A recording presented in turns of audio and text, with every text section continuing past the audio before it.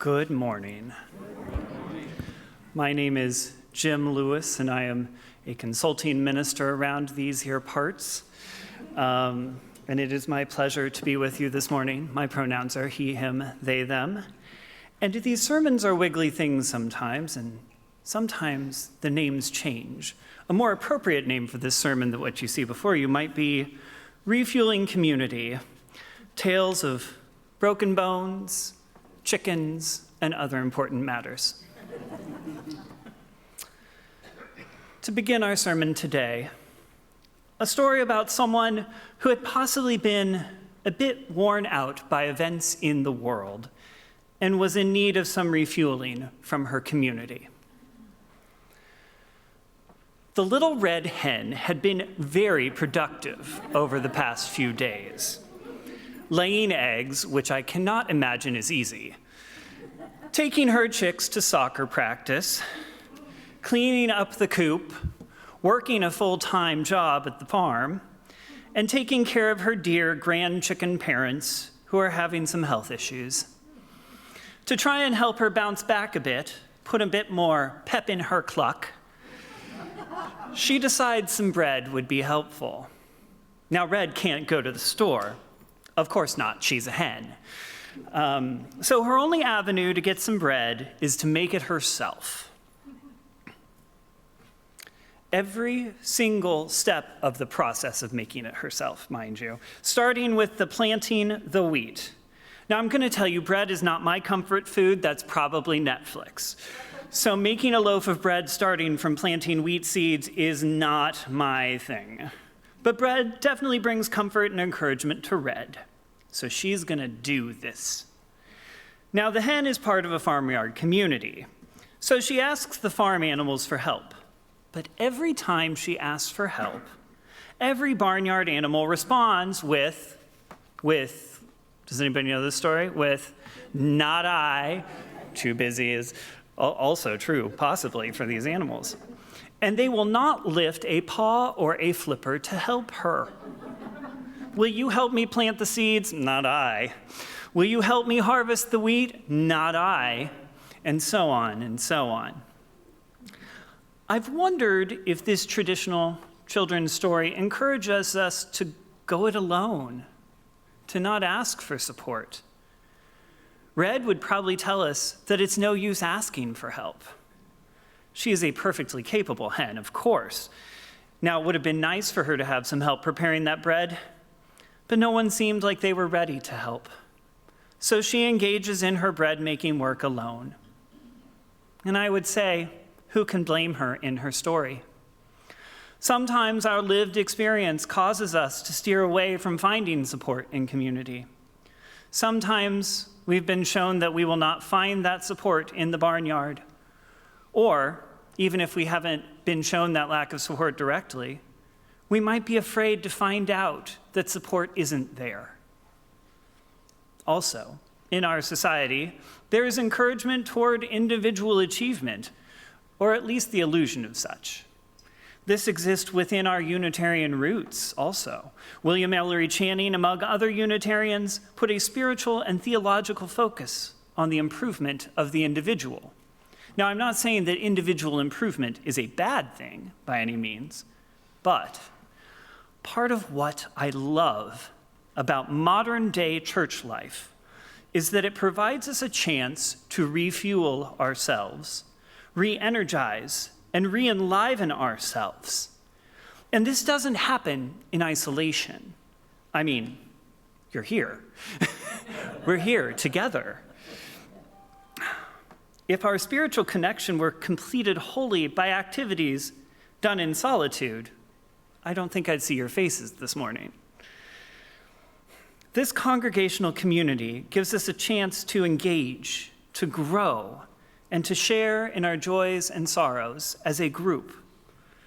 I say that I love that about modern day church life, but I specifically love that about this church, about MDUUC. There are opportunities through worship, through classes, through affinity groups such as LGBTQ groups, people of color groups, women's groups, men's groups, and other groups that I did not list today, but are there. On top of spiritual growth opportunities, and dare I say it, even committees give us a chance to know others and become more deeply connected. And I will say, we may not be perfect because truly no one is and no place is, but our church community aspires to build connections inside and outside of our church walls. So, as a community that desires to be a place for connection and care, what does it look like to be supportive for someone in times when they might need refueling? How do we support one another when a person's tank is on empty? So this morning, some tales on how to provide some fuel for our community members' tanks when we have fuel to provide, and perhaps some reflection too on how our own tanks might be low and what that's like. First, a tale from one of my favorite shows. How many people have seen what gets called the smartest, dumbest show on TV, The Good Place? Anybody? I've got a few people out there who know what's going on with this show. I'm going to give you a very brief synopsis so I can tell you a tale about this show. The Good Place starts by focusing on a woman named Eleanor's journey in the afterlife. In the first episode, she is informed that she died and she is now in the good place. However, she quickly realizes that there's been a mistake and she should indeed be in the bad place. This is a comedy. She meets her soulmate, an ethics professor named Chidi, and convinces him to try and teach her to be a good person so she can stay in the good place. Our tale is that Eleanor, very early on, she's been learning a lot of things about being a good person from Chidi. She's finally making some minor progress, and she's trying real hard. Like she's really trying to change what she does. She keeps begging Chidi to teach her, almost constantly, day in and day out, how to be a better person. And finally, Chidi gets upset. He tells Eleanor he just needs some free time. Eleanor does not take this well. And of course, an argument ensues. Eleanor has trouble simply listening to what Chidi needs. He's trying to tell her, but she just can't take it in. Moral number 1, we have to be willing to listen and take in what someone is saying when they ask for help refueling. We have to be willing to listen and take it in. Eleanor, through some mishaps, is finally able to listen to Chidi, who says he would like a relaxing afternoon on a lake in a boat with wine and poetry. She sets up what Chidi thinks will be a wonderful afternoon. Spoiler alert, hijinks ensue, but we won't get into that part of the story. The point is, Eleanor's listening to Chidi helps him actually feel supported, and her actions help refuel his tank. Tale number 2, a more personal tale. My mother, who lives in Missouri, broke her tailbone about a year ago. Now, a note before I say much more, she's recovered from the tailbone injury. She is okay. I don't want to leave you worrying about that part. But she has many ongoing health troubles, and those combined with the broken tailbone created quite a challenge in her life. So one day, when she came home from the hospital, again, she's in Missouri, I'm out here in California, she called me in tears. She said she was just home from the emergency room and she was in pain, and she needed me to come over right now and help her with the pain. I didn't know what to do. There was no way I could get to her in a time frame shorter than 12 hours. And I certainly did not want to leave her in pain, even if I was going to fly halfway across the country. I told her to go ahead and call the emergency room and go back to the hospital, and we could figure out from there if I needed to fly out. And she hung up on me. After a couple more calls and progressively angrier hang-ups, she called back and in a calm tone of voice, told me she'd found the pain medication which had been prescribed to her. And while she calmed down a bit, she continued to be angry for the next few weeks without giving me much information.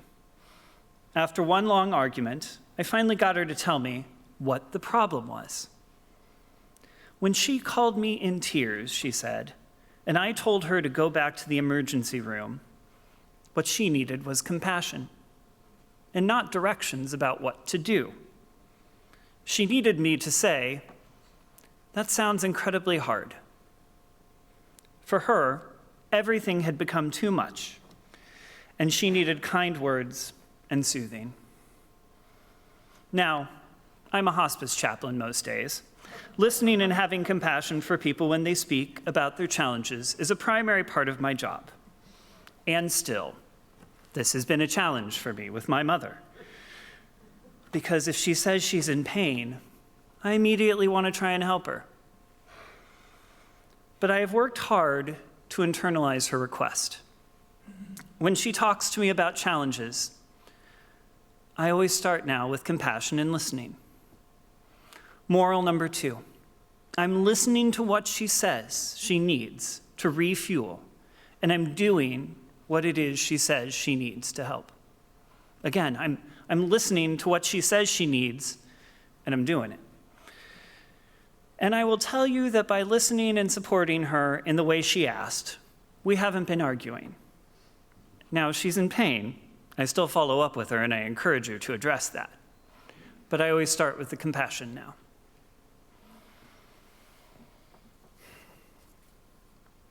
Tale number 3. A tale in which there are no concrete answers. I was recently reading an article by a transgender woman who had been an employee of a trans nonprofit. She was participating in work that was important to support a group of people that she was part of. The work was rewarding and essential, and it was in a workplace that she knew her identity would not make her a target for harassment. And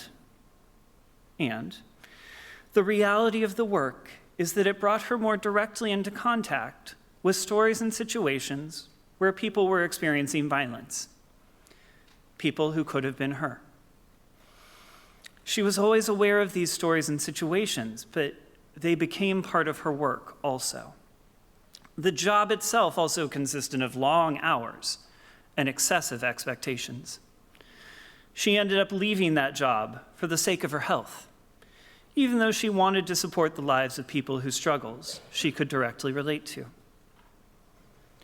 I found myself, as I read her story, wanting to be of support, wanting to support what would be life-giving for her, as someone who, it sounded like, was working so hard to create support for others.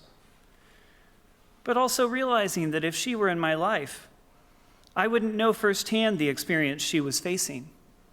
I have a lot of life experiences, as do we all, but I don't have hers. So I don't know what it's like to be her, and I don't know what she may need as support. Moral number 3, it's okay not to know the experience that someone is going through. That's reality. I will always have a different experience of life than she does. I don't have to be caught up on all of her stories to know how to support her. But I can offer my ears. I can listen. Perhaps if I knew this person, I would find she wanted to talk about what was difficult in her life. Perhaps I would find that she definitely did not want to talk about anything difficult that day and would rather go out for lunch and talk about some easy things. And perhaps I would even find that I was not the person she needed to talk to. That would also be okay. Regardless, it's okay to not have all the knowledge and all the answers all of the time when we want to help support and refuel others. All of these tales lead back to one idea at their core: listening.